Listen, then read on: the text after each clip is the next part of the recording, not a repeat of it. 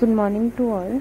कल मैंने आपसे डिस्कस किया था कि असेसमेंट क्या होता है, कब असेसमेंट किया जाता है और मूल्यांकन क्या होता है और कब हमारा इवोल्यूशन किया जाता है। कल हम इसके बारे में डिस्कस कर चुके हैं। नाउ आज हम डिस्कस करेंगे फॉर्मेटिव असेसमेंट क्या होता है, समेटिव असेसमेंट क्या होता है और फॉर्मेटिव और समेटिव असेसमेंट में क्या डिफरेंस है, ये हम आज डिस्कस करेंगे। ठीक है, नाउ स्टार्ट करते हैं। Formative assessment is used to monitor student learning to provide ongoing feedback that can be used by instruction or teachers to improve their teaching and by student to improve their learning। इससे तो मतलब सबको clear हो रहा है कि छात्रों का जो शिक्षण होता है उस पर नज़र रखने के लिए उपयोग किया जाता है।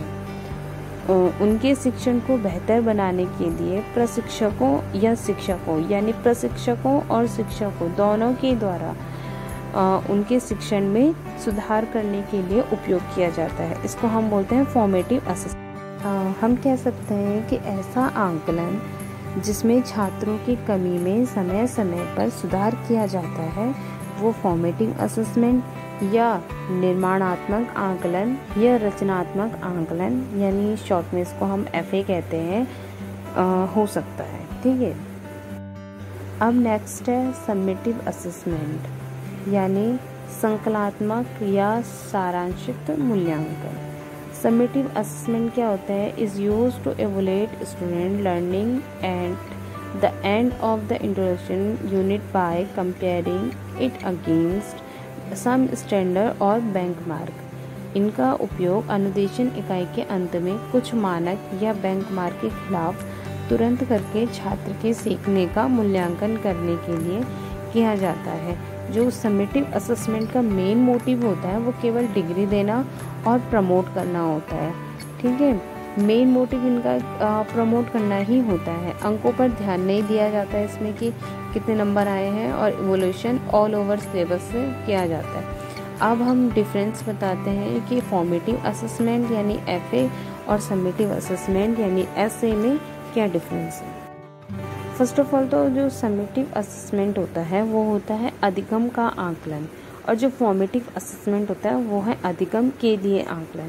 यानी फॉर्मेटिव असेसमेंट सीखने के लिए आंकलन होता है और समेटिव असेसमेंट अधिगम का यानी सीखने का आंकलन होता है। ठीक है, फॉर्मेटिव असेसमेंट में क्या होता है कि सीखने की प्रक्रिया के दौरान मूल्यांकन किया जाता है, और समेटिव में होता है कि सीखने की प्रक्रिया पाठ्यक्रम के पूरा होने के बाद मूल्यांकन किया जाता है। यानी लास्ट एग्ज़ाम जब होता है उस टाइम पे हम इसका मूल्यांकन करते हैं, किसका? समेटिव असेसमेंट का।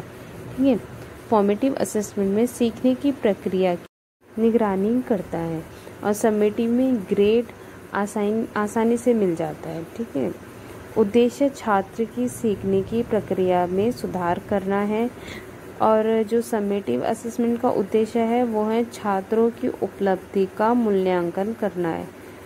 फॉर्मेटिव असेसमेंट का जो मतलब मेन मोटिव होता है या मेन ऑब्जेक्टिव होता है वो केवल ये होता है कि छात्र कितना सीख रहा है, उसकी जो सीखने की प्रक्रिया है वो कितनी है, और मतलब लर्निंग बाय डूइंग इसमें चलता रहता है। और समेटिव असेसमेंट में क्या होता है? उद्देश्य की छात्र उपलब्धि का मूल्यांकन करता है। लास्ट में जो छात्र का इवोल्यूशन किया जाता है उस बेस पे निर्धारित किया जाता है कि मतलब छात्र कितना अच्छा है और कितना मतलब और अच्छा कर सकता है या नहीं कर सकता। फॉर्मेटिव असेसमेंट जो होता है वो सीखने के लिए किया जाता है और समेटिव असेसमेंट केवल उपलब्धि के लिए किया जाता है। फॉर्मेटिव असेसमेंट अधिगम के लिए किया जाता है और समेटिव असेसमेंट अधिगम का आंकलन है।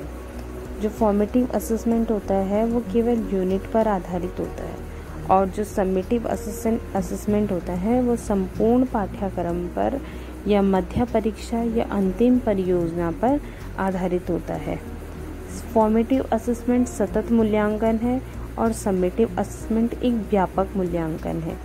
फॉर्मेटिव असेसमेंट में जो होता है उसमें टाइम और खर्च कम होता है, और समेटिव असेसमेंट में टाइम भी ज़्यादा लगता है, खर्च भी ज़्यादा होता है, क्योंकि वो लॉन्ग टाइम प्रोसेस है उसमें, क्योंकि लास्ट में इवोल्यूशन होगा तो इसलिए वो लॉन्ग टाइम प्रोसेस है। तो उसमें क्या होगा टाइम भी ज़्यादा लगेगा और खर्च भी ज़्यादा होगा। और हम कह सकते हैं कि जो फॉर्मेटिव असेसमेंट होता है वो इंटरनल होता है और समेटिव असेसमेंट एक्सटर्नल होता है। तो यानी हम कह सकते हैं कि समेटिव असेसमेंट क्या है, लॉन्ग टाइम प्रोसेस है और ये केवल डिग्री बेस्ड है। और समेटिव असेसमेंट एक प्रकार का मूल्यांकन है जिसका प्रयोग निश्चित काल अवधि कोर्स या कार्यक्रम के पश्चात प्रमाणीकरण प्रगति में मूल्यांकन या पाठ्यक्रम अध्ययन कोर्स या शैक्षिक योजना की प्रभावशीलता की शोध के लिए किया जाता है। समेटिव असेसमेंट तभी काम में लाया जा सकता है जब विद्यार्थी की उपलब्धि के बारे में अंतिम परीक्षा लेनी है ताकि उन्हें एक कक्षा से दूसरी कक्षा में डाला जा सके। तो ये था फॉर्मेटिव और summative assessment. Thank you for watching this video.